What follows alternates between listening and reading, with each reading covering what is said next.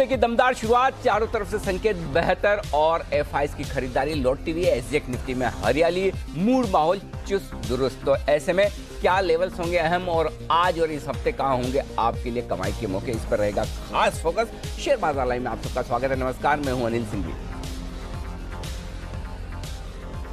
और नमस्कार, मैं हूं दीपांशु भंडारी। और अनिल जी, हफ्ते की शुरुआत के लिए मुंबई में बारिश के बीच अच्छा लग रहा है सर आपको ऑफिस में देखकर? सर बिल्कुल, ऑफिस आने का प्लान तो बनाया दीप, लेकिन जब रात भर से देखा कि ज़बरदस्त बारिश होती दिख रही है और स्पेशली सुबह तो बड़ा बदला बदला सा मौसम नज़र आया। लेकिन हाँ, हर एक बदले हुए मौसम के अपने फ़ायदे नुकसान है। लेकिन हाँ, मार्केट्स के लिए मौसम बना हुआ है, बदलने का नाम नहीं ले रहा और वही हम चाहते भी है। पूरी तरह से मूड और माहौल चुस्त दुरुस्त है और हफ्ते की दमदार शुरुआत करने के लिए बाजार तैयार हैं, पूरी तरह से एक्शन बढ़ने की तैयारी में। लेकिन जो ये ताज़ा तस्वीरें आप इस वक्त देख रहे हैं, ये है मुंबई की, जहाँ पर अच्छी खासी बारिश होती हुई दिख रही है। और इस पर इस वक्त पब्लिक ट्रांसपोर्टेशन बहुत लिमिटेड है, लोग अपने व्हीकल से ज़्यादा आ जा रहे हैं, तो ध्यान रहे। पहली बारिश में थोड़ा सा एक्सीडेंट्स होने के खतरे बढ़ते हैं, क्योंकि मैं जब आ रहा था रास्ते में काफ़ी कुछ ऐसे इंसिडेंट्स देखे हैं। तो थोड़ा सावधानी से ड्राइव करें, धीमे चलें, ज़्यादा रफ्तार में चलना है, दौड़ना है तो मार्केट है, सड़क पर अपनी लिमिट बनाए रखें, ज़्यादा बढ़िया है। तो दीप, एक्शन के लिए हो जाइए तैयार। बिल्कुल अनिल जी, तो मौसम में तो ऑलरेडी एक्शन है। सर बताएं, मार्केट्स के लिए आज कहां पर एक्शन दिख रहा है आपको? डाउ मजबूत है और डाउ से ज़्यादा डाउ फ्यूचर्स मजबूत है। तो डाउ फ्यूचर्स आप देखिए लगभग 150 पॉइंट ऊपर ट्रेड करते हुए दिख रहे हैं और ये अच्छी खासी मजबूती की ओर इशारा कर रहे हैं। यहीं से जोश आता हुआ दिख रहा है। तो शुक्रवार के डाउ में जो 50 अंकों की तेजी रही, वो तो हमारे काम की है ही है। उस पर हम अभी इस वक्त की और ज़्यादा मजबूती जोड़ेंगे जो डाउ फ्यूचर से आती दिख रही है। आरबीआई गवर्नर का सुपर एक्सक्लूसिव इंटरव्यू हमने किया इस वीकेंड पर, शनिवार को मैंने किया था और उनमें उन्होंने तमाम मुद्दों पर बात की है, उस पर भी विस्तार से चर्चा करेंगे। 11 बजे आज आप ये इंटरव्यू मिस मत कीजिएगा। बर्गर किंग के आईपीओ की लिस्टिंग है आज, जबरदस्त रेस्पॉन्स, जबरदस्त लिस्टिंग, बताएंगे थोड़ी देर में कहाँ होगी लिस्टिंग। और वित्त मंत्री ने बजट की तैयारियां कर दी हैं शुरू, पहली प्री बजट बैठक आज होने जा रही है। जी दी बिल्कुल अनिल जी, तो भरपूर ट्रिगर्स आए हैं ओवर द वीकेंड सर। पर वीकेंड की सबसे बड़ी खबर, और आज ऑफ कोर्स 11 बजे पूरा इंटरव्यू दिखेगा आपका और आरबीआई गवर्नर साहब का, पर थोड़ी सी तो झलक दीजिए सर, थोड़ा तो हमें हिंट दीजिए कि किस तरह की बातचीत हुई आपके गवर्नर के साथ। काफ़ी मुद्दों पर, लगभग सारे मुद्दों पर, शायद ही कुछ एक ऐसा ही चीज़ होगी जो नहीं बातचीत हुई होंगी।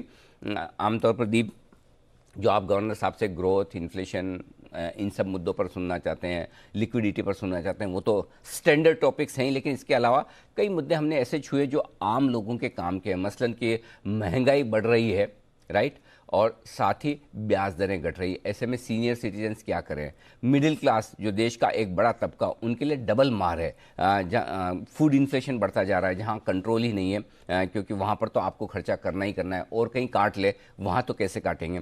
और दूसरा ये कि ब्याज दरें घटती जा रही, तो आपको लोन लेकर फ़ायदा मिल रहा नहीं मिल रहा है, लेकिन आपकी डिपॉजिट्स पर ब्याज दरें कम होती दिख रही है। और जो लोग स्पेशली रिटायर्ड लोग हैं, जो अपनी बैंक एफडीज़ के ब्याज पर निर्भर करते हैं, उनके लिए मुश्किल वक्त है, ये हमने पूछा है। एक और मिडिल क्लास तबका हमारा ऐसा है जो बड़ा परेशान है इस लॉकडाउन पीरियड में। डिजिटल लोन देने वाली कंपनियों से, एनबीएफसी से, कई बैंक से जो वसूली के गलत तरीके अपनाते हैं, उन पर हमने आरबीआई गवर्नर से जवाब लिया और उन्होंने कहा कि वो जांच का और अपने रेगुलेशन का दायरा बढ़ाएंगे।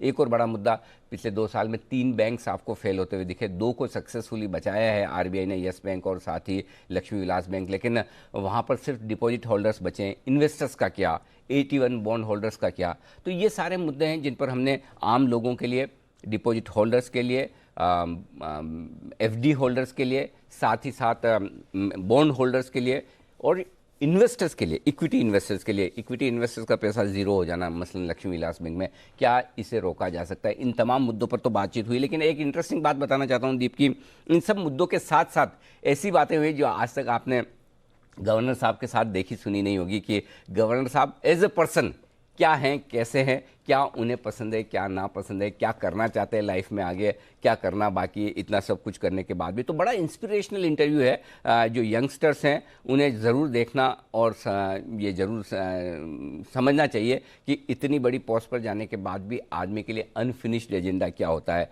क्या कुछ और कर सकते हैं, क्या कुछ और करना चाहते हैं, किन चीज़ों से उन्हें खुशी मिलती है।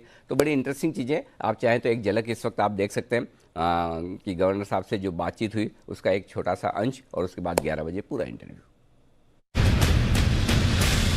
बढ़ती महंगाई और घटती ग्रोथ की चिंताओं के बीच आरबीआई गवर्नर शक्तिकांता दास ने पूरे किए 2 साल।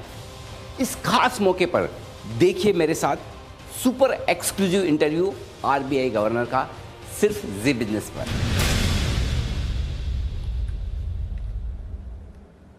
बिल्कुल, तो एक छोटी सी झलक आपके लिए, पर पूरा इंटरव्यू सुपर एक्सक्लूसिव आप आज कैच करिए जी बिजनेस पर सुबह 11 बजे। तो अनिल जी, इस सुपर एक्सक्लूसिव इंटरव्यू पर तो नजर रहेगी और कई सारे मुद्दे जो आपने रेज करे हैं उन पर भी गवर्नर साहब का क्या व्यू है जानना इंटरेस्टिंग रहेगा।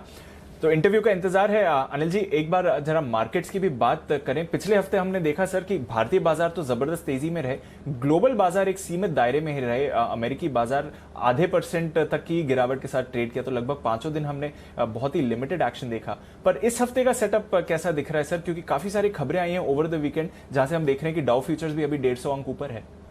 दीप, बिल्कुल इसमें कोई डाउट नहीं है कि ग्लोबल मार्केट्स थोड़े से सुस्ती खामोशी के मूड में है, लेकिन कहीं कोई ऐसी बड़ी गिरावट के संकेत नहीं है, कहीं कोई बड़ा ऐसा रिवर्सल के संकेत नहीं है। आप देखिए, हर हफ्ते आप कितना भागेंगे, अल्टीमेटली कहीं तो रुकना पड़ेगा। और अमेरिकी बाजारों की ये रुककर चलने की जो आदत है वो बहुत अच्छी है, एक्चुअली वो अच्छी है। और इसीलिए आपको याद होगा कि पिछले हफ्ते भी जब आपको करेक्शन मिला तो हम यही कह रहे थे कि मुश्किल से 1-1.5 दिन का, मैक्सिमम 2 दिन का करेक्शन होता है। मुझे तो याद भी नहीं आता कि पिछली बार 2 दिन का करेक्शन कितना हुआ था।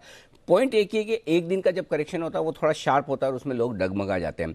तो आपको सिंपल चीज़ यही देखनी कि अमेरिका में अब आपके लिए 3 बड़े ट्रिगर हैं। पहला, वैक्सीन, जो लगभग आपके लिए क्लियर हो चुका है क्या है क्या नहीं है, सिचुएशन आपके सामने आ चुकी है। और अब इट्स मैटर ऑफ टाइम, किसको पहले मिलती है किसको बाद में मिलती है, वैक्सीन सबको मिलेगी, ये चीज़ बहुत क्लियर। तो वैक्सीन वाला ट्रिगर आपका खत्म।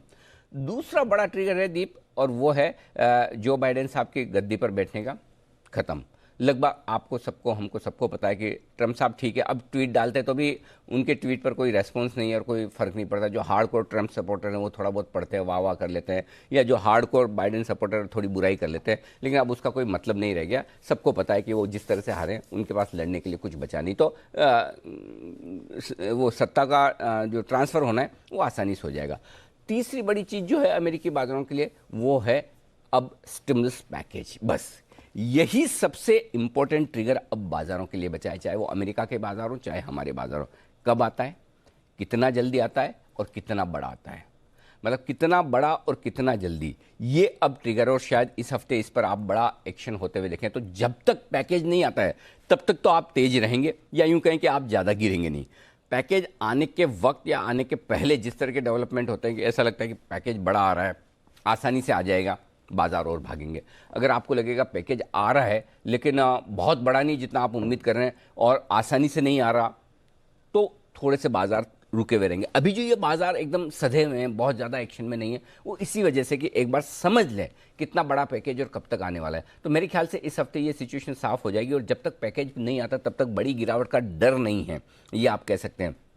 तो इस पर नज़र रखिए। अब सबसे बड़ा ट्रिगर आपके लिए ये, बाकी कोरोना के मामलों को लेकर और ये जर्मनी में जो डेवलपमेंट हुए हैं, लॉकडाउन हुए हैं, वापस से लगने की तैयारी हो रही है, इस पर बाजार का फोकस ज़्यादा है नहीं। लेकिन हाँ, इससे पहले कि बाजार पूरी तरह से क्रिसमस की छुट्टियों के मूड में आ जाए, नए साल की छुट्टियों के मूड में आ जाए, उससे पहले ये हफ्ता भी बड़े एक्शन वाला रहेगा। ग्लोबल मार्केट्स में एक्शन लिमिटेड रहे, सीमित दायरे में रहे, बहुत बढ़े नहीं, बहुत गिरे नहीं, हमारे लिए उतना काफ़ी है। हम तब भी पूरे एक्शन में रहेंगे। तो हमारे मार्केट के लिए ग्लोबल मार्केट से संकेत ठीक है, अच्छे हैं, कोई दिक्कत वाली बात नहीं। और ग्लोबल मार्केट्स में एक ही चीज़ पर फोकस करना है, वो है राहत पैकेज, स्टिमुलस पैकेज, कि कब आता है, कितना बड़ा आता है। बिल्कुल, तो अब क्लियर हो गया कि वैक्सीन से जितनी पॉजिटिव खबरें आ गई थी मार्केट ने प्राइस इन कर लिए हैं। आज से ही वैक्सीन डिस्ट्रीब्यूशन की संभावना है यूएस में। बाइडेन साहब का भी इलेक्शन अब ऑलमोस्ट सर्टेन है। स्टिमुलस पैकेज पर हमारी नजर रहेगी। चलिए सर, आज के एक्शन की फिर शुरुआत करते हैं। बर्गर किंग का आईपीओ, बर्गर किंग की लिस्टिंग है, उस पर भी थोड़ी देर में आपसे चर्चा करेंगे कि क्या स्ट्रैटेजी होनी चाहिए। पर आज का सेटअप बताएं सर, क्या संकेत दिख रहे हैं? दीप, सेटअप में आज 3 चीज़ें बदली है दीप। आमतौर पर जनरली है ना, जो स्ट्रेटेजी होती है उसमें बहुत बदलाव होता नहीं है। आज 3 चीज़ें बदली है, शुक्रवार और आज में। शुक्रवार को ग्लोबल संकेत न्यूट्रल थे, आज पॉजिटिव हैं, ये एक अच्छी बात हुई। शुक्रवार को एफआईज के संकेत न्यूट्रल थे, आज पॉजिटिव है, ये दूसरी अच्छी बात है। घरेलू फंड्स के संकेत सदियों से मैं सदियों से इसलिए कह रहा हूँ कि आजकल 3-4 हफ्तों में सदियां बन जाती हैं। 4 हफ्तों में जिस तरह के फ्लोज आते हैं, जिस तरह की मार्केट की एक्शन होती है, वो सदियों में नहीं देखने को मिलते। तो सदियों से घरेलू फंड्स की बिकवाली के संकेत हैं वो हैं।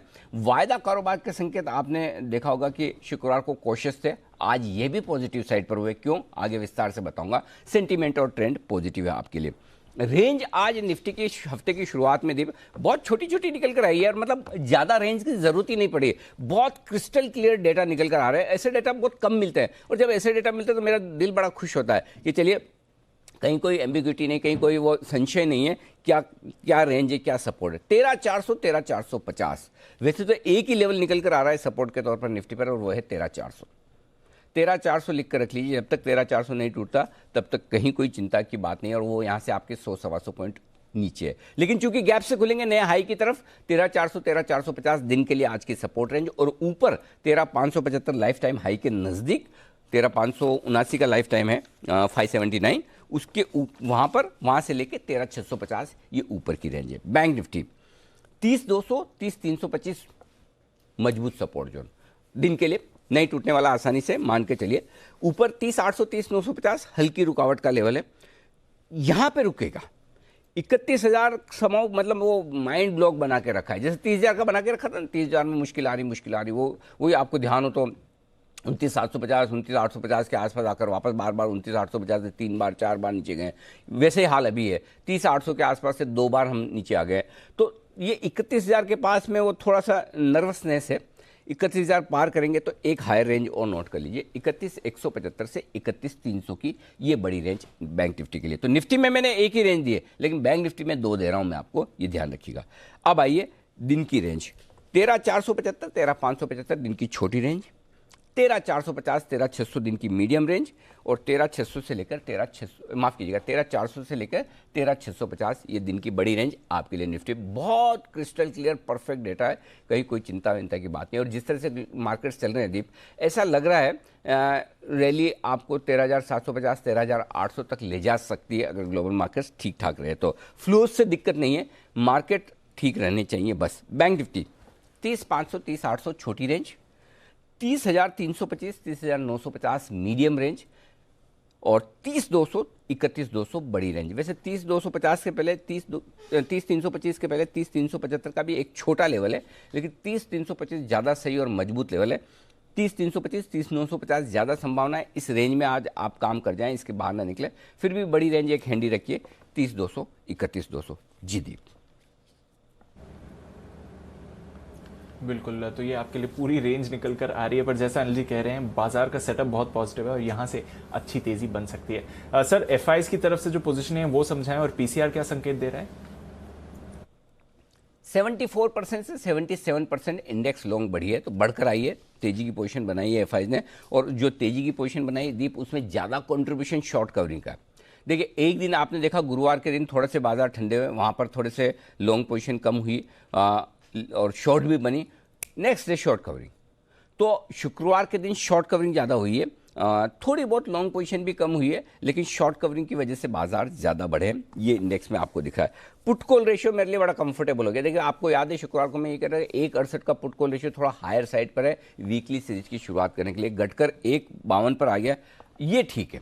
यहाँ पर डर नहीं, चिंता नहीं, ओवरबॉट नहीं है बाजार, वो एक अच्छी बात है। विक्स 1% बढ़कर आया, ये भी एकदम कंफर्टेबल है। तो ये सारे लेवल्स आपके लिए कंफर्टेबल। अब आपको स्टॉप लॉस बता दूं, कुछ खास बदला नहीं है।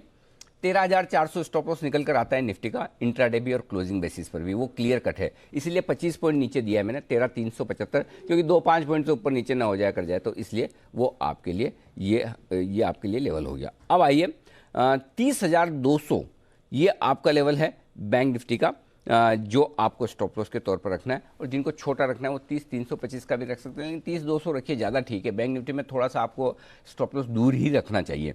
शॉर्ट पोजीशन जिनकी है उनको स्टॉप लॉस 13,600 का रखना है, और इंट्राडे भी और क्लोजिंग बेसिस पर भी।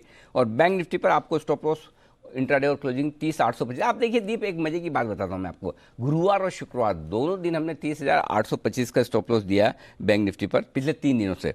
आप देखिए पिछले 3 दिनों में 2 बार 30,807 30,811 का हाई बनाया, 30,825 पार नहीं हुआ, वहीं से नीचे आ गया। तो 30,825 का स्टॉप लॉस आपको रखना है बैंक निफ्टी पर इंट्राडे और क्लोजिंग बेसिस पर। ओके, तो 30,825 से ये एक इंपॉर्टेंट स्टॉप लॉस रहेगा अगर आपकी मौजूदा शॉर्ट पोजीशन है। अच्छा सर, नई पोजीशंस बनानी है तो उसके लिए क्या करना चाहिए? बनाइए, किसने रोका है? ऐसे मार्केट में नहीं बनाएंगे दीप तो कहाँ बनाएंगे, कब बनाएंगे? और स्टॉप लॉस जब क्लियर कट वेल डिफाइंड हो तो बिल्कुल बनानी चाहिए, और वो होगा आपका 13,400 का।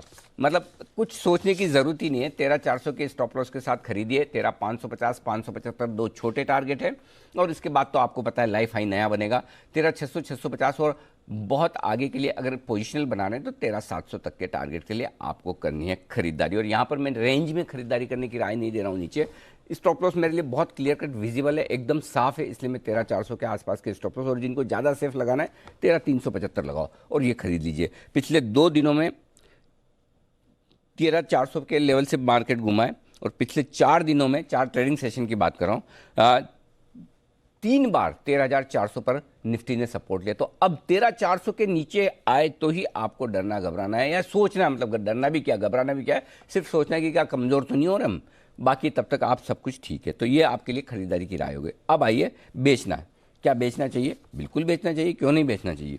और बेचिए आप निफ्टी को ऊपर की तरफ में। अगर आप निफ्टी बेचते हैं तो आपको बेचना चाहिए, जो रेंज है वो मैं आपको बता दूं निफ्टी की, हाँ 13,650 के आसपास बेचिए। मैं यहाँ रेंज नहीं दे रहा हूँ, आज निफ्टी में दोनों जगह रेंज नहीं है, मेरे लेवल हैं जहाँ पर आपको बेचना है। या 13,650 के आसपास मौका देखिए, 13,700 का स्टॉप लॉस, 13,600, 575, 525, ये 3 टारगेट है जिसके लिए आपको बिकवाली करनी है निफ्टी में। अब बैंक निफ्टी दे देता हूँ, 30,200, 30,375, ये परफेक्ट रेंज है। इस रेंज में आए तो छोड़ना मत। और सबसे परफेक्ट लेवल, एक लेवल जहां पर अगर खरीदना चाहिए बैंक निफ्टी आए तो वो 30,325 है। अब पॉइंट ये कि वो आएगा क्या, संभावना कम है। अगर आए इस रेंज में तो ये रेंज आपके लिए गोल्डन चांस है यहाँ खरीदारी करने के लिए आज से निफ्टी पर, ये समझ लीजिए। 30,000 आप स्टॉप लॉस लगा लो, थोड़ा दूर है, चिंता मत करो, इसलिए लगवा रहा हूँ ताकि आपका लॉस ना हो और प्रॉफिट में आए। नहीं तो चाहिए तो मैं 30,150 भी कर सकता था, लेकिन नहीं, 30,000 ही सही है, वही स्टॉप लॉस लगाइए। आप कम खरीदिए अगर आपको रिस्क ज़्यादा लग रही तो, ठीक है। 30,500, 600, 30,700, 30,800, ये आपके 4 टारगेट ऊपर के हो गए अगर आप वहाँ खरीदें तो। अब आप ये कहेंगे ये तो गैप से खुल रहा है, वहाँ खरीदने के चक्कर में रह गए तो बिल्कुल सही है। तो फिर आप एक काम करो, स्टॉप लॉस ऊपर कर लो 30,450 और खरीद लीजिए। अगर 30,800 के नीचे कहीं खुला, उस वक्त का मूड माहौल देखकर 30,450 का स्टॉप लॉस लगाकर आपको खरीद लेना है, तब जबकि आप एग्रेसिव ट्रेडर हैं। तो एग्रेसिव ट्रेडर्स को 30,450 का स्टॉप लॉस लगाना है और करनी है खरीदारी। 30,800, 950, 31,050, 31,175, 31,250, 31,300। नोट कर लीजिए, नए नए टारगेट आ रहे हैं ऊपर के। 31,050 से लेके बेसिकली 31,000, 31,300, ये मोटा मोटी समझिए। ये 300 पॉइंट की रेंज है ना, थोड़ी रुकावट वाली रेंज है, यहाँ प्रॉफिट बुकिंग हल्की हल्की हल्की आएगी, एकदम से नहीं भागेंगे, ठीक है। तो वहाँ पर आपको प्रॉफिट बुक करनी, तो उस रेंज तक के लिए आपको खरीदारी करनी, पॉइंट नंबर 1। जो लोग शॉर्ट करना चाहते हैं, हाँ करना चाहते तो करिए भाई, शॉर्ट तो लॉन्ग शॉर्ट तो साथ में चलनी चाहिए और चलते भी है। कोई शॉर्ट नहीं करेगा तो लॉन्ग वाले किससे खरीदेंगे। तो 30,950, 31,200, इस रेंज में आप शॉर्ट करने का मौका देख सकते हैं। अब आपकी रिस्क पर, आप एग्रेसिव ट्रेडर हैं, 30,950 से शुरू करो आराम से। भाई मेरे लेवल पे आया तो करूँगा, नहीं आया तो कोई बात नहीं, 31,200 तक करिए। आज नहीं आए, कल आए, परसों आए, जब आए तब आए। 31,300 आपका स्टॉप लॉस क्लियर कटे, इसके बाद आपको शॉर्ट नहीं रहना है वापस। अगर फ्रेश बनाते हैं वहाँ पर, जो बनी हुई उसमें तो वैसे भी नहीं रहना चाहिए, लेकिन अगर फ्रेश वहाँ बनाते हैं तो 31,300 का स्टॉप लॉस है। 30,825, 30,725, 30,625 और 30,525, ये हैं वो टारगेट जिसके लिए। अब आप कभी ये पूछ भी सकते हैं कि जब सर आप ऊपर का लेवल देते हो तो 500, 600, 700, 800 देते हो, नीचे का देते हो तो 25-25 पॉइंट ऊपर, ऐसा क्यों? इसके 2 कारण हैं। पहला कारण जो सही और एकदम परफेक्ट कारण है वो ये है कि लेवल जो आता है ना वो 5-10 पॉइंट ऊपर नीचे का आता है। तो आप एकदम एग्जैक्ट उस लेवल का इंतजार करें, उसके पहले 5-25 पॉइंट ऊपर अपनी पोजीशन काट लें या वहाँ पर आप डिसाइड कर लें तो आपके लिए सेफ हो जाएगा। दूसरा कारण ये है कि मैं एग्जैक्ट अगर जैसे सपोज मैंने 30,825 का लेवल दिया और 30,815 से मैंने 30,800 का लेवल दिया और 30,810-15 से घूम गया तो आप तो बोलेंगे टारगेट हासिल ही नहीं हुआ। तो दूसरा मेरी सेफ्टी के लिए, मेरी सेफ्टी से आप अपनी सेफ्टी देखिए कि आपको लेवल 5-25 पॉइंट ऊपर पे काट लेंगे या वहाँ पर आप डिसीजन ले लेंगे तो आपके लिए ठीक रहेगा। तो ये है दीप सारे आपके लिए लेवल। जी बिल्कुल, तो थोड़ा लीवे देना जरूरी है लेवल्स पर वैसे तेजी का माहौल है। अगर ये कंसोलिडेशन रेंज तोड़ता है बैंक निफ्टी तो और मजा आएगा अपसाइड पर। सर, वायदा कारोबार बैन कोई बदलाव नहीं है, पीएनबी कैनरा बैंक बने हुए हैं तो वहां पर हमारी नजर है। अब थोड़े संकेत समझाएं सर, जो एफआईज पॉजिटिव डीआईज नेगेटिव रखा है वो तो ठीक है, वायदा कारोबार पॉजिटिव, यहां से भी क्या संकेत लेने हैं? दी वायदा कारोबार पॉजिटिव रखने के पीछे कारण ही एक ही है भाई, कि यहाँ पर खरीदारी पुट कॉल रेशियो घटकर 1.52 पर आया। हाँ, उससे पहले एक चीज़ कहना चाहता हूँ, सॉरी, एफआईज के और हमारे घरेलू फंड्स के डेटा पर देखिए, अब क्या करना है आपको, खरीदारी तो हो रही है, खरीदारी का गैप क्या है। देखिए, बेचने वाला भी थकता है, अगर खरीदने वाला थकता है तो बेचने वाला भी थकता है। 4,195 करोड़ की खरीदारी आपकी कैश मार्केट में, ठीक है, सामने बिकवाली कितनी, 2,350 करोड़ की।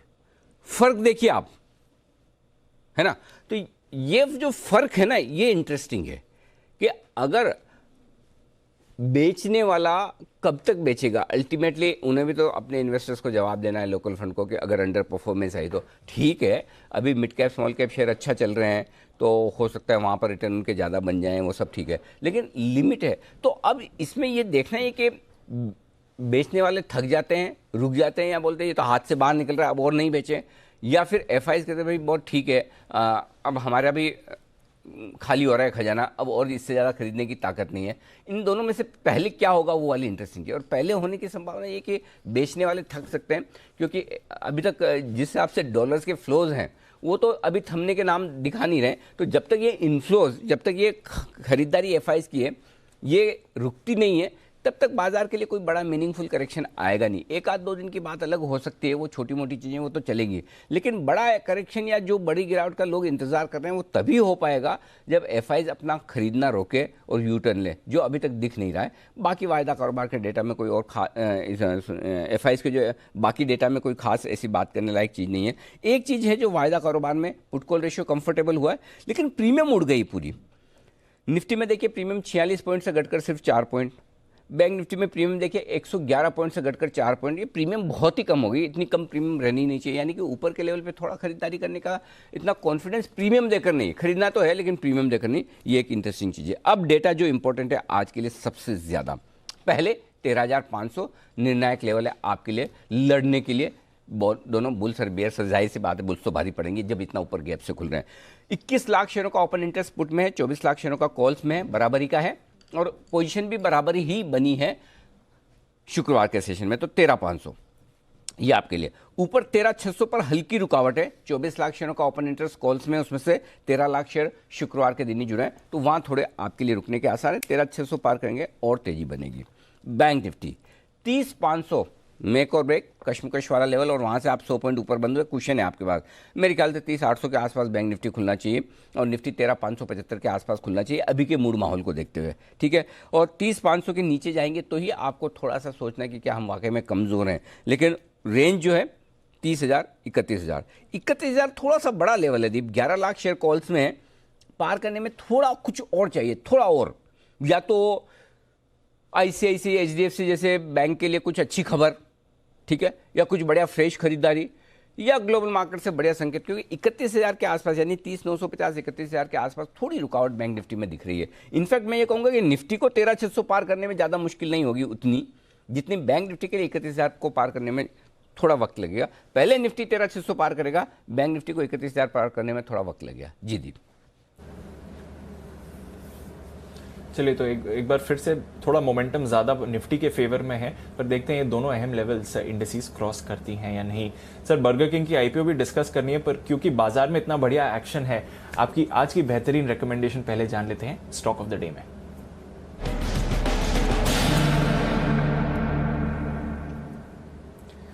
बताएं सर, आज कौन सा स्टॉक चुना है? मुझे लगता है दीपी ये हफ्ता थोड़ा एग्री फोकस वाले स्टॉक्स पर रहना चाहिए, जोर रहना चाहिए। एग्रीकल्चर से जुड़े हुए तमाम स्टॉक्स जो हैं वो फिर से एक्शन में आ सकते हैं, ऐसा लग रहा है। उस हिसाब से मैंने एक स्टॉक को चूज़ किया है, वो है कावेरी सीड, कैश का स्टॉक है और 510 रुपये के स्टॉप लॉस के साथ खरीदारी करने की राय है। 550, 575 ये दो टारगेट होंगे। वैल्यूशंस आकर्षक हैं, कंपनी के पास अच्छा खासा कैश भी है, लगभग 10 के पी मल्टीपल पर ट्रेड कर रहा है। अप्रोक्सीमेटली 48 रुपये के आसपास का कैश है पर शेयर, तो आपके लिए कैश रिच कंपनी है, एग्रीकल्चर फोकस कंपनी है, वैल्यूशंस ठीक है। अब इस वक्त बाजार, मैं वही कह रहा हूँ ना, ये मौसम ऐसा है कि जहाँ आप अंदर से ढूंढ के निकालते हैं कि कौन से शेयर नहीं चले हैं, किन शेयरों में वैल्यू है, कहाँ पर वैल्यूशन गैप है, और तो उन शेयरों में अब धीरे धीरे एक्शन लौटने, और ऐसा समझा भी जा रहा है कि पिछले हफ्ते कुछ बाजार के बड़े दिग्गज इन्वेस्टर्स ने भी यहाँ पर खरीदारी की है, तो फिर से लोगों का फोकस यहाँ पर होता हुआ दिख रहा है। तो ये स्टॉक इस लिहाज से आप खरीदारी करके चल सकते हैं। 550, 575 के दो टारगेट के लिए तेजी करनी चाहिए आपको। जी दीप। ओके, तो 550, 575 के दो टारगेट्स के लिए कावेरी सीड यहां पर नजर रखिए। सर अब बताएं बर्गर किंग के बारे में, बम्पर लिस्टिंग की तैयारी है, क्या करना चाहिए? देखो, जिसने शेयर अप्लाई किया है और जिनको अलॉटमेंट लगे हैं, उन्हें तो जाकर ज़्यादा से ज़्यादा खरीदारी करनी चाहिए, बर्गर खाने चाहिए, ताकि उनके शेयर के दाम बढ़ें। भले उनका वेट बढ़े लेकिन दाम भी बढ़ेंगे। लेकिन दमदार लिस्टिंग होगी ही, इसमें कोई डाउट ही नहीं है दीप, और मुझे लगता है 3 डिजिट के ऊपर, यानी कि 100 रुपये के ऊपर लिस्टिंग होनी चाहिए। प्रिसाइजली 110, 120 रुपये की रेंज में लिस्टिंग हो सकती है। लिस्टिंग पर दुगुना होने की क्षमता है ही इसमें, और हम तो कह ही रहते कि बड़े एग्रेसिव ट्रेडर्स एग्रेसिव तरीके से लगाइए इस IPO में। और सबसे बड़ी बात यह दीप की लिस्टिंग के बाद भी इसमें रुझान बना रहेगा। कोई ऐसा नहीं कि अगर 110, 120 लिस्ट हो गया तो लिस्ट होते ही नीचे आ जाएगा, ऐसा कुछ भी नहीं होने वाला है। तो आपको सिर्फ ये करना है, 100 रुपये का स्टॉप लॉस रखना है। अगर आप शॉर्ट टर्म इन्वेस्टर्स हैं, लिस्टिंग पर ही बेच कर निकलना चाहते हैं, तो 100 रुपये का आप स्टॉप लॉस रख लीजिए, उसके नीचे जाए तो प्रॉफिट बुक कर लीजिए। अदरवाइज आप इसको होल्ड करिए, और लॉन्ग टर्म इन्वेस्टर्स जो हैं वो होल्ड करके रखिए, कोई दिक्कत नहीं। देखिए, ये share Jubilant food, burger king और वेस्ट लाइफ, ये हमेशा से महंगे और आगे भी महंगे ही रहेंगे। इनका कुछ नहीं हो सकता, ये महंगे ही रहने वाले हैं। तो वैल्यूशंस देखकर आप करेंगे तो खरीद नहीं पाएंगे। वैल्यूशंस, अब आप डी मार्ट है, क्या वैल्यूशन देखेंगे? आप देख ही नहीं सकते। नौकरी है, क्या वैल्यूशन है? अब कई कुछ चीज़ों में है ना, वो वैल्यूशन वाली चीज़ है ना, वो बैठती नहीं है।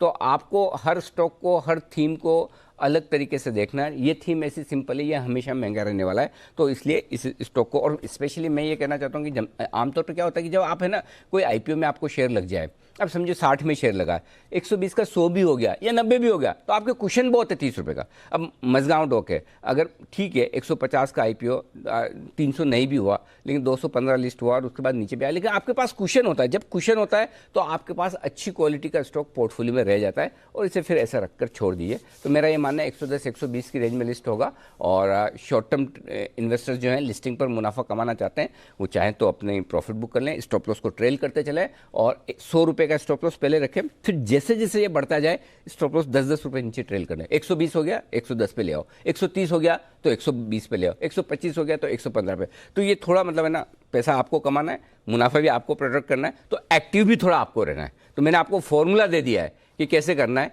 बाकी आप आराम से एंजॉय कीजिए बर्गर किंग को।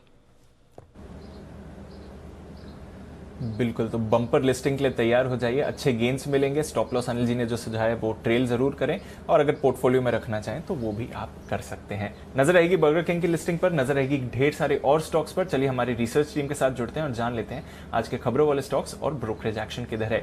कुशल, देवांशी, वरुण और साथ ही आशीष हमारे साथ तैयार हैं। कुशल, गुड मॉर्निंग, बताएं आज के अहम ट्रिगर्स और खबरों वाले स्टॉक्स कौन से हैं? Good morning Deepanshu. आप देखिए यहाँ पर सबसे पहले जो है अब बजट का ट्रिगर आता हुआ नजर आ रहा है बाजारों के लिए, क्योंकि वित्त मंत्री जो है पहली प्री बजट मीटिंग जो है आज कंडक्ट करती हुई नजर आएंगी। साथ ही लोन मोरेटोरियम और टाटा मिस्त्री मामले पर सुप्रीम कोर्ट में आज अगली सुनवाई हमें देखने को मिलेगी। मिस्त्री मामले पर सुप्रीम कोर्ट में आज अगली सुनवाई हमें देखने को मिलेगी। और इसके अलावा वेदांता जो है वहां पर वो भी फोकस में रहेगा, क्योंकि गोवा माइनिंग शुरू करने के लिए भी सुप्रीम कोर्ट में आज इस पर सुनवाई होती हुई दिखेगी। KIOCL इस पर भी फोकस फोकस रहेगा, क्योंकि बाईबैक जो है आज इसका बंद होता हुआ नजर आ रहा है। 110 रुपए प्रति शेयर के भाव पर यह बाईबैक का ऐलान किया गया था। इनफैक्ट आज से 24 घंटे जो है आरटीजीएस की जो सेवा है वो भी आपके लिए जो है ग्राहकों के लिए उपलब्ध रहेगी। तो ये एक इंपॉर्टेंट अपडेट है। और साथ साथ नवंबर के WPI और CPI के आंकड़े भी आते हुए नजर आएंगे।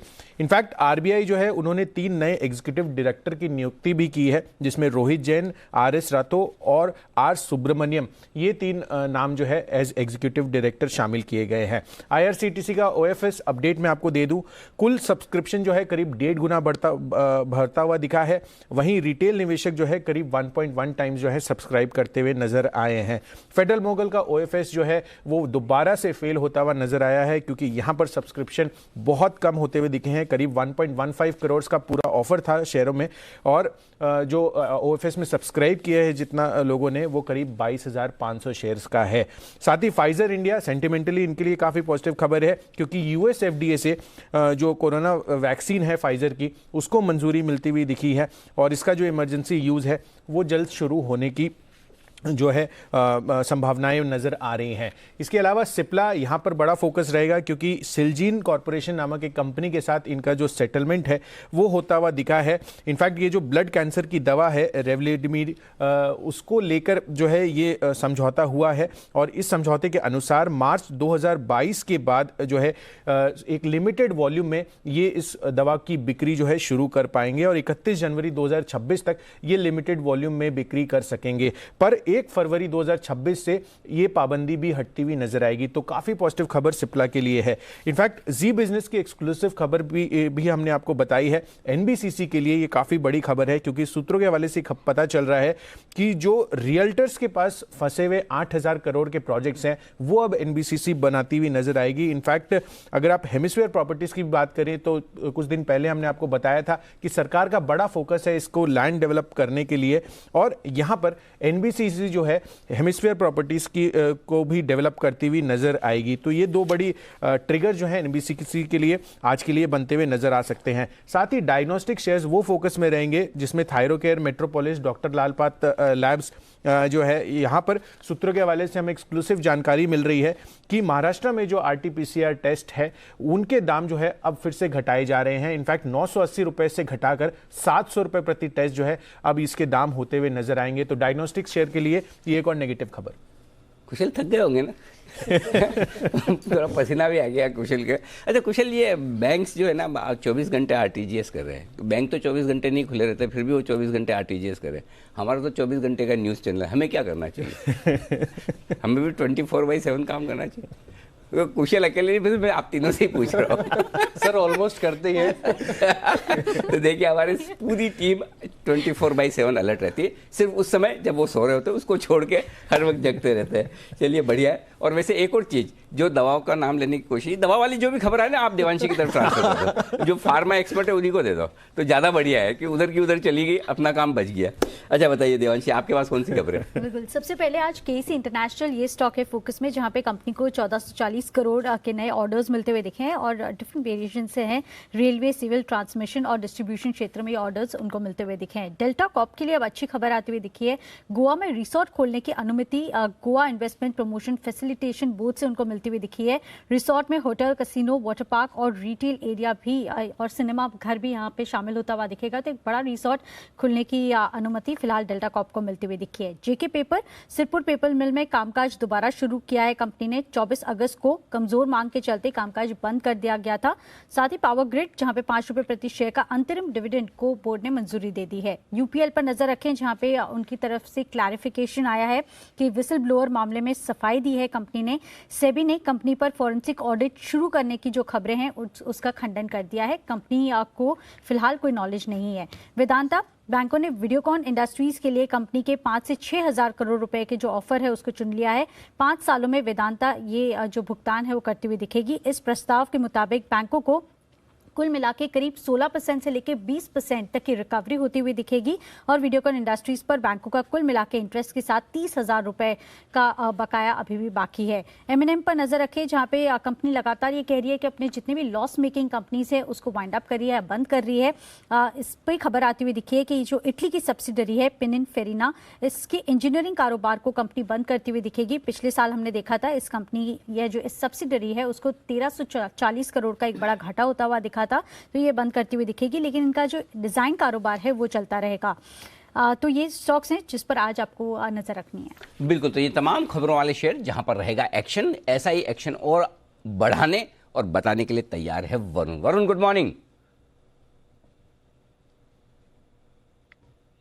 देखिए, सबसे पहले तो टाटा मोटर्स यहाँ पे आपकी नजर होनी चाहिए, क्योंकि लगातार कंपनी अपना कर्ज कम करने के लिए अपने कर्मचारी जो है उनको VRS दे रही है।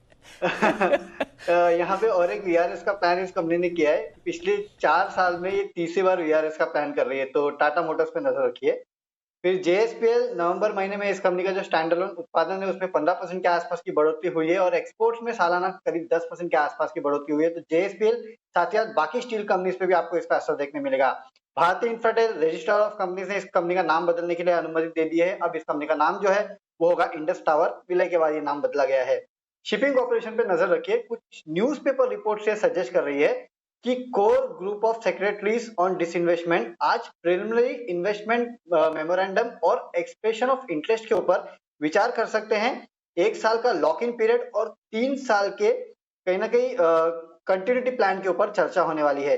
यस बैंक, ये कंपनी दरअसल अब क्रेडिट कार्ड बिजनेस पे ज्यादा फोकस करने वाली है। अगले 2 साल तक क्रेडिट कार्ड बिजनेस पे फोकस होगा और अपने कस्टमर जो है दोगुना करने के ऊपर ये कंपनी फोकस करने वाली है। अडानी ग्रुप और जीवीके ग्रुप के ऊपर नजर रखिए, क्योंकि इसके पहले public private partnership appraisal committee ने एक सिफारिश दी थी कि जो मैक्सिमम नंबर ऑफ बिड्स है किसी भी कंपनी की तरफ से एयरपोर्ट के लिए, उसको कैप किया जाए। लेकिन अब न्यूज़पेपर रिपोर्ट्स ऐसे सजेस्ट कर रही है कि शायद सरकार इस पे कैप नहीं लगाने वाली है, तो इन कंपनीज के लिए रिलीफ होगा। सोलर मॉड्यूल्स और सोलर सेल वाली कंपनियों पर नजर रखिए, क्योंकि आत्मनिर्भर मिशन के तहत सोलर मॉड्यूल पे करीब 40% इंपोर्ट ड्यूटी और सोलर सेल्स पे 25% इंपोर्ट ड्यूटी लगाने का ऐलान किया गया है। 1 अप्रैल 2021 से लागू होगा। कुछ बल्क डील्स है। पनीशिया बायोटेक या सीरम इंस्टीट्यूट ने करीब 4,40,000 शेयर बेचे हैं। एस चांद में एवरस्टोन कैपिटल ने करीब 74 लाख शेयर बेचे हैं और स्नोमैन लॉजिस्टिक्स में अदानी लॉजिस्टिक्स लगातार बिकवाली कर रहा है। फिर से करीब 65 लाख शेयर बेचे हैं 30 रुपए 60 रुपए के भाव पे, 60 पैसे के भाव। ओके, तो ये है आपके लिए तमाम खबरों वाले शेयर। आइए अब ब्रोकरेज रिपोर्ट्स पर करते हैं फोकस। आशीष के पास। आशीष, रिपोर्ट्स आज ज्यादा दिख रही है मुझे। बहुत सारी रिपोर्ट्स अनिल जी, काफी दिनों के बाद इतनी तो सारी एक ही सांस में जैसे कुशल ने बोला वैसे बोल जाएंगे, ब्रेक चाहिए आपको। अरे कुशल की तो मजबूरी बोल भी नहीं सकते ब्रेक के बाद ऐसा जब मैं बैठा हूं तो, नहीं तो कोई दूसरा एंकर और दीप तो फिर भी ये ऑप्शन है कि दीप ने ब्रेक ले लिया, ये तो ब्रेक भी नहीं ले पा रहे थे। अनिल जी प्रयास करेंगे कि संक्षेप में आपको बता पाए। बिल्कुल आराम से बताइए। सबसे पहली रिपोर्ट है सिप्ला। यहाँ पर इन्होंने जो अहम लिटिगेशन सॉल्व किया है उसके बाद ब्रोकरेज हाउस की रिपोर्ट्स आई हैं। पॉजिटिव रिपोर्ट्स हैं। क्रेडिट स्विस आउट परफॉर्म की रेटिंग को दे रहे हैं 885 के लक्ष्य के लिए, 756 जो है कल की क्लोजिंग है। वहीं नोमेरा अगर देखें, इन्होंने भी जो है लगभग जो पॉजिटिव कमेंट्री ही दी है।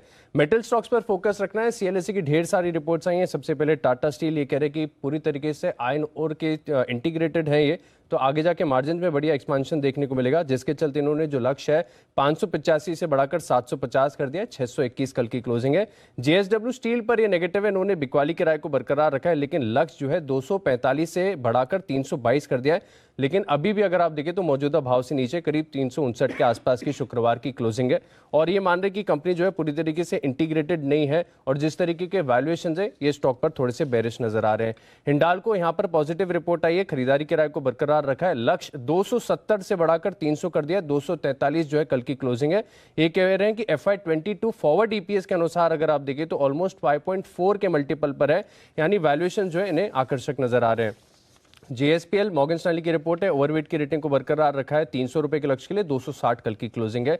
इसके अलावा माइक्रो फाइनेंस कंपनीज पर भी एक रिपोर्ट आई है नोमेरा की, जहां पर ये कहा जा रहा है कि आगे 4 साल में अगर आप देखें तो 18% CAGR की दर से ग्रोथ देखने को मिलेगी, जिसके चलते इन्होंने क्रेडिट एक्सेस ग्रामीण एक और माइक्रो फाइनेंस कंपनी है जहां पर नोमेरा ने कवरेज की शुरुआत की है। करीब अगर आप देखें तो जो लक्ष्य है करीब 950 रुपए का दिया है। 786 जो है शुक्रवार की क्लोजिंग है। बंधन बैंक पर खरीदारी की राय को बरकरार रखा है 490 के लक्ष्य के लिए, 424 शुक्रवार की क्लोजिंग है। इक्विटास खरीदारी की राय दी है 95 के लक्ष्य के लिए, और उज्जीवन पर भी देखिए ये बुलिश है, 360 के लक्ष्य के लिए खरीदारी की राय दे रहे हैं। पावर ग्रिड यहां पर भी फोकस रखना है। मॉर्गन स्टैनली की रिपोर्ट है, ओवरवेट की रेटिंग को बरकरार रखा है 230 के लक्ष्य के लिए, 193 क्लोजिंग है।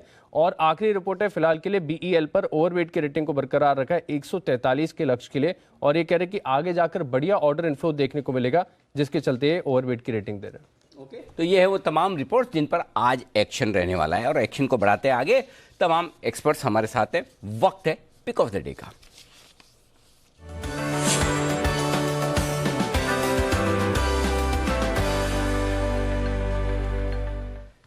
आप सबका स्वागत है हफ्ते की शुरुआत में। Good morning. और विश्वेश जी, आज आप करिए शुरुआत, देखते हैं आपकी दमदार कॉल कौन सी वाली, बताएं sir. Good morning Anil ji. देखिए, मेरे को ऐसा लगता है कि मार्केट में एक जो मोमेंटम है वो कंटिन्यू रहना चाहिए, और इसके बीच में मैंने जो स्टॉक चुना है वो स्ट्रांग है ऑन ऑल पैरामीटर, लेकिन चला नहीं है because of certain news flow. Stock का नाम है अंबुजा सीमेंट। लास्ट क्लोजिंग 247 के आसपास थी। मुझे लगता है कि जिस हिसाब से चार्ट बेस्ड सेटअप है और जिस हिसाब से रेंज में आ रहा है 240, मुझे लगता है यहाँ खरीदारी करनी चाहिए, और स्लाइटली मीडियम टर्म मतलब कि 1 या 3 वीक के होराइजन से खरीदना चाहिए। अंबुजा सीमेंट डिक्लाइन पे परचेस करना चाहिए Anil ji.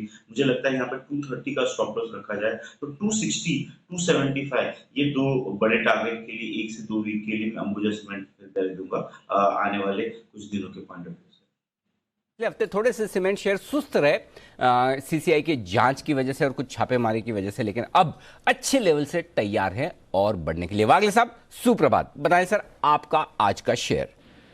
Anil ji good morning. Deepanshu good morning. मेरा आज का शेयर है जुबिलेंट फूड्स। 2648 का बंद है। मैं एक 20 रुपए का स्टॉप लॉस लूंगा 2628 का। मुझे लगता है फ्राइडे का पैटर्न जो बना है, ब्रेकआउट ऑलरेडी आया है, मुझे लगता है आज कंटिन्यूएशन की मूव आनी चाहिए। मेरा 2709 का टारगेट है जो मुझे लगता है आज आना चाहिए। ये सब जब आप ये सुबह जो पिक ऑफ द देते हो उसमें टारगेट राउंड फिगर में नहीं देते, दोपहर वाले एकदम राउंड फिगर में है, तो क्या दोपहर में ज्यादा अंदाज से देते हो और शाम वाले में ज्यादा एकदम पूरा काम करके एग्जैक्ट फिगर निकालते हो आप? अनिल जी, ये वाले जो स्टॉक्स है इसमें टाइम काफी मिलता है, ड्यूरिंग द डे टाइम ही नहीं मिलता है, तो मतलब, और आपको भी तो राउंड फिगर पसंद है। हाँ बिल्कुल, ये बात सही है। ताकि याद करने में आसानी रहे। सबसे ज्यादा मुश्किल मुझे याद करने में रहती है वो जय ठक्कर के टारगेट, बहुत मुश्किल काम है। लेकिन चलिए, वागले साहब मेरी मदद करते हैं मार्केट के दौरान राउंड फिगर, लेकिन 2709 भी मैं याद रख लूंगा। वागले साहब, चिंता की कोई बात नहीं है। आइए बढ़ते आगे। राकेश जी बताएं सर, आपने कौन सा शेयर चुना है आज? Very good morning Anil ji, सुप्रभात। Anil ji, pick of the day तो मैं दे रहा हूँ। अनिल जी, आप पहले बताइए आज क्या खास है? आप स्टूडियो में एकदम सूट वूट में टाई के साथ बैठे हुए हैं अनिल जी, तो पहले ये तो बताइए अनिल जी क्या स्पेशल है आज? सबसे स्पेशल तो आप ही हैं, ठीक है, बाकी सब चीजें उसके बाद। दूसरी चीज ये है कि आज हफ्ते का पहला दिन है। तीसरी चीज ये कि मुंबई में बारिश हो रही है। चौथी चीज है कि आरबीआई गवर्नर साहब का इंटरव्यू किया है जो आप देखेंगे 11 बजे। बस इतनी काफी है। और पांचवी चीज जो सबसे इंपॉर्टेंट वो ये कि आज फिर से लाइफ टाइम हाई बनने को तैयार है।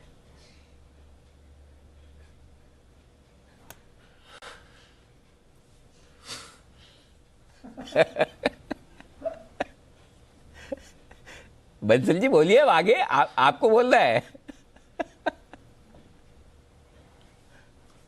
अनिल जी, छठी चीज आप मिस कर गए अनिल जी, जिसका सब इंतजार कर रहे हैं कि वैक्सीनेशन के हम करीब पहुंचते जा रहे हैं अनिल जी। हाँ। 6th and most important Anil ji, जो फर्स्ट नंबर पे आना चाहिए था उसको आप भूल गए अनिल जी। बिल्कुल, चलिए, वैक्सीन इंपॉर्टेंट है और आज से अमेरिका में लगना शुरू हो चुकी है फाइजर की वैक्सीन। जल्दी सबके हाथ आएगी, चिंता न करें। 2021 की मोस्ट अवेटेड थिंग वैक्सीन सबको मिलेगी। बताएं, लेकिन वो 2021 में मिलेगी। आज ही आपको मुनाफे की वैक्सीन दे रहे हैं बंसल जी। स्टॉक बताओ बंसल जी, वैक्सीन के चक्कर में स्टॉक भुलाओ मत। अनिल जी, मेरा पिक ऑफ द डे है एनटीपीसी। एनटीपीसी काफी समय बाद चलने की तैयारी कर रहा है, एक ब्रेकआउट, एक पॉजिटिव क्रॉसओवर एनटीपीसी में देखने को मिला है। 99 रुपीज का स्टॉप लॉस है। 107, 107 के टारगेट के लिए एनटीपीसी को खरीदने की राय है। एनटीपीसी में करें खरीदारी, ये है राय बंसल साहब की तरफ से। बहुत ही बढ़िया, एनटीपीसी भी। कुणाल जी सुप्रभात, बताएं सर आपका pick of the day.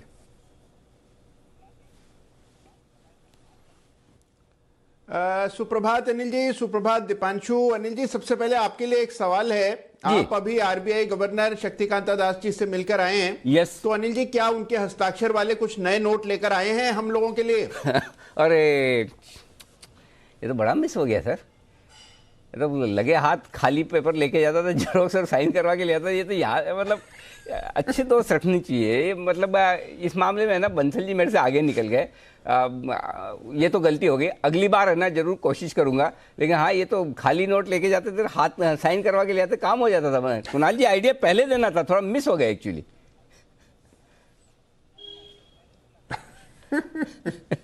Anil ji, मैं तो उम्मीद कर रहा था कुछ नए करारे 2000 के नोट मिलेंगे, पर चलिए अनिल जी, आपके आज के 2000 से काम चला लेंगे। चलिए, बहुत बढ़िया, बिल्कुल ठीक बात है। बताइए आपके 2000 कहाँ बनेंगे आज के 2000 के अलावा? अनिल जी, देखिए, मुझे एफएमसीजी स्टॉक्स में बहुत अच्छा मोमेंटम बनता हुआ दिख रहा है, और हमने जिस तरह की तेजी आईटीसी में देखी है, मुझे लगता है कि एक बड़ा ऐतिहासिक ब्रेकआउट बहुत अरसे बाद, बहुत विलंब के बाद आईटीसी में आया है। और उसी तरह का अनिल जी मोमेंटम आपको मैरिको में बनता हुआ दिख रहा है। तो मेरी आज खरीदारी की राय मैरिको में है, जिसमें कि 400 रुपए के ऊपर एक बहुत ही बढ़िया ब्रेकआउट हुआ है और 415 रुपए के आसपास ये शुक्रवार को बंद हुआ था। मुझे लगता है कि 435 तक के लेवल्स यहां पर आते हुए दिखेंगे। पहला टारगेट जो है वो 430 का रख लें।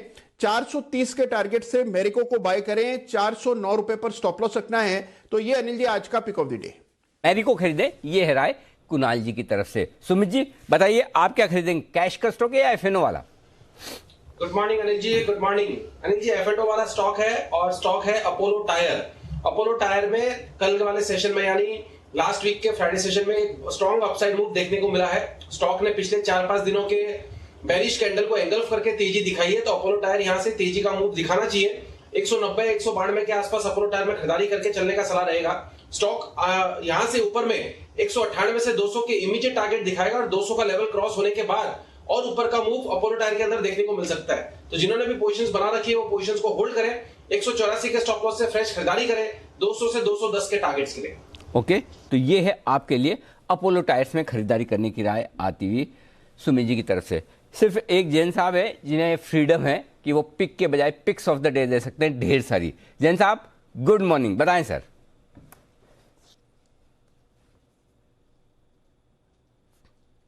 हाँ बिल्कुल अनिल जी, मैं तो मेरी वो जो ट्वीट होती है ना, very good morning first of all to everyone, and आज स्टूडियो में देख के बहुत मजा आ रहा है। एंड जो उसमें भी मैं पिक ऑफ द डे की जगह पे पिक्स ऑफ द डे ही मैं दिया हूं। और देखिए, ऐसे मार्केट में अगर पिक्स नहीं देंगे, जहां हमें इंतजार रहता है पिछले 15-20 दिन से, तो पार्टी चली रही है स्मॉल कैप मिड कैप की, और अभी और आगे आने वाले दिनों में चलेगी। आज का भी मौसम बहुत बढ़िया लग रहा है, बॉम्बे का मौसम तो है ही, और मार्केट में भी जबरदस्त तेजी बनने वाली है। तो I think mid cap small caps बहुत परफॉर्म करेंगे। और मैं जो आज स्टॉक लाया हूं वो है रिवाइवल थीम। देखिए, one of the worst sectors था माइक्रो फाइनेंस सेक्टर भी, होटल सेक्टर्स, एयरलाइंस, ये सब में धीरे धीरे माहौल बन रहा है। क्रेडिट एक्सेस ग्रामीण एक बहुत ही क्वालिटी एमएफआई है और एमएनसी एमएफआई है, तो बहुत जबरदस्त कॉन्फिडेंस आता है। और आज मैं भी सुन रहा था तो नोमुरा ने भी इसका कवरेज लिया है, तो मुझे लगता है कि credit access Grameen can really do well, और ये मेरी top pick of the day है। बाकी जो दूसरी पिक्स है वो मुझे लगता है पीजीएचएच, जैसा कि कुणाल जी ने कहा कि ये जो एफएमसीजी सेक्टर आईटीसी जैसा परफॉर्म किया, मैरिको उन्होंने दिया, तो गोदरेज सीपी और पीजीएचएच ये बहुत बढ़िया लग रहा है। एक कैनफिन होम पे ध्यान दिया जा सकता है, मुझे लगता है कि हाउसिंग फाइनेंस वाले स्टॉक्स भी ठीक करेंगे। और जो मैंने वीकेंड वाले शो में मैंने जो स्टॉक्स दिए थे उसमें मैंने गोदरेज सीपी दिया है एफएनओ पिक के तौर पे, साइंट दिया मैंने इंट्राडे पिक के तौर पे, कैश मार्केट, टीवी टुडे दिया मैंने पोजिशनल पिक के तौर पे, और टाइड वाटर दिया मैंने लॉन्ग टर्म पिक के तौर पे। ओके, तो ढेर सारी पिक्स जैन साहब की तरफ से, और बास्केट ऑफ स्टॉक्स हैं। एनबीएफसी है इसमें, आप चाहें तो एफएमसीजी पर नजर डाल सकते हैं, आईटी स्टॉक्स भी हैं। तो ढेर सारी पिक्स, क्रेडिट एक्सेस ग्रामीण पर भरोसा है, और आज नोमुरा की तरफ से भी यहाँ पर एक बुलिश रिपोर्ट आई है। सिप्ला क्या करना चाहिए कंपनी के साथ? बंसल जी, कैंसर की ड्रग दवा के साथ एक मुकदमा चल रहा था यूएस कंपनी के साथ, अब वो सेटल हो गया है। आगे जाकर यूएस में एक लिमिटेड वॉल्यूम इस दवाई का वो बेच भी पाएंगे, और 2026 के बाद तो पूरी तरह से राहत रहेगी। कैसे देखें सिप्ला के स्ट्रक्चर को? देखिए दीपांशु, सिप्ला जो है काफी समय से साइडवेज जोन में ट्रेड कर रहा है और मुझे लगता है इस खबर के चलते जल्दबाजी नहीं करनी चाहिए खरीदारी करने की। 755 756 के अराउंड की क्लोजिंग है और इसको अब खरीदना तभी है दीपांशु जब 767 के ऊपर की क्लोजिंग आ जाए, इसके ऊपर निकल के टिक जाए, तब एक रिवर्सल होगा और 767 के ऊपर निकलता है तब एक संकेत होगा कि जो साइडवेज जोन में काफी समय से स्टॉक चल रहा है उस साइडवेज जोन का अंत आ रहा है। तो थोड़ा सा वेट एंड वॉच करें, 767 के ऊपर निकल के टिकता है तब खरीदने की राय है सिप्ला में। ओके, तो 767 के ऊपर अगर स्टॉक जाए तो ही आप खरीदारी करें। वैसे भसीन साहब को काफी पसंद आया ये स्टॉक। बंसल जी भी कह रहे हैं थोड़ा कंसोलिडेशन के बाद अगर फिर से मूवमेंट आता है तो एक अच्छा स्टॉक ट्रेड के लिए हो सकता है। केईसी इंटरनेशनल, सुमित जी जरा इस पर नजर डालिए। 1450 करोड़ के लगभग ऑर्डर्स मिले हैं कंपनी को कई सारे डिविजन्स में। चार्ट कैसी है केईसी की? दीपांशु, केईसी के अंदर ओवरऑल तेजी का ट्रेंड देखने को मिल रहा है, तो केईसी यहां से ऊपर का मूव कंटिन्यू कर सकता है। स्टॉक ऊपर में जैसे ही 375 का लेवल ब्रेक करेगा तो उसके बाद मोमेंटम और स्ट्रॉन्ग बढ़ता हुआ देखने को मिलेगा और फिर 385 से 390 तक का मूव देखने को मिल सकता है। स्टॉक का जो नीचे में चार्ट्स के ऊपर सपोर्ट है वो 360 के आसपास है। 360 के लेवल जब तक नहीं टूटते तब तक पोजीशन होल्ड करके चलने का सलाह रहेगा और ऊपर में 375 और 380 ये इमीडिएट टारगेट्स केईसी के अंदर देखने को मिल सकते हैं। ओके, तो नजर रखिए जिस तरह से केईसी पर मूवमेंट आएगा। जैन साहब, जेके पेपर, इनकी सिरपुर पेपर मिल का कामकाज इन्होंने बंद किया था 24 अगस्त को कम डिमांड की वजह से, अब दोबारा यहां पर कामकाज शुरू कर दिया और पेपर स्टॉक्स में भी हमने एक्शन आते हुए देखा है। जेके पेपर पर कोई राय सर?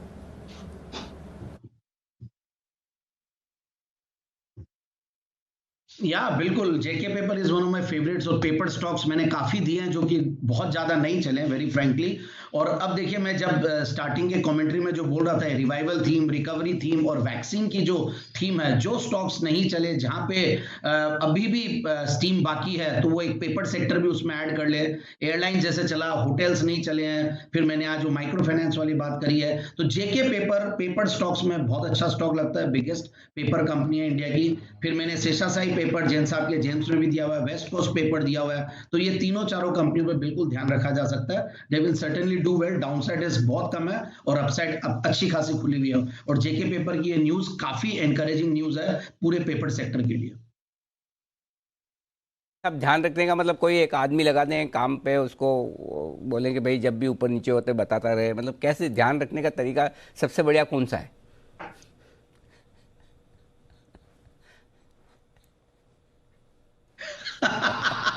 ध्यान रखने का तरीका ये अनिल जी के नाम लिख के रखिए, भाव देखते रहिए और अननेसेसरली स्पाइक नहीं आए, क्योंकि कई बार पॉजिटिव न्यूज होती है, स्पाइक आती है, फिर वो नीचे आए तो उस टाइम पे लेने की कोशिश करें, ठंडा करके खाएं। और कई बार चार्ट्स अगर जिनको देखना तो चार्ट्स पे देखते रहिए कंसोलिडेशन कहाँ होता है, क्योंकि मैं वही करता हूँ जब ध्यान होता है। जैसे जैन साहब के जेम्स में भी है, तो स्टॉक्स को हम लिस्ट बना के रखते हैं कि भाई कहाँ कहाँ क्या होता है, फिर वो जैसे ही वो चार्ट्स पे एकदम नॉर्मल लेवल पे आता है, फिर हम वहां पे रिस्क रिवॉर्ड रेशियोज देखते हैं, उसके बाद दिमाग लगाते हैं। तो सबसे इंपॉर्टेंटली ध्यान रखने का इंपॉर्टेंट जो क्राइटेरिया हुआ है, रिस्क रिवॉर्ड रेशियो देखिए जब भी एंट्री करते हैं, भले ही वो फंडामेंटली हो या टेक्निकली हो, रिस्क रिवॉर्ड रेशियो बहुत इंपॉर्टेंट है हर बार एंट्री के टाइम पे। चलिए, आपने कहा तो ध्यान रखेंगे, बिल्कुल ऊपर जाए या नीचे ध्यान हम पक्का रखेंगे और ध्यान रखेंगे हम तमाम खबरों पर भी, मार्केट के पूरे एक्शन पर भी।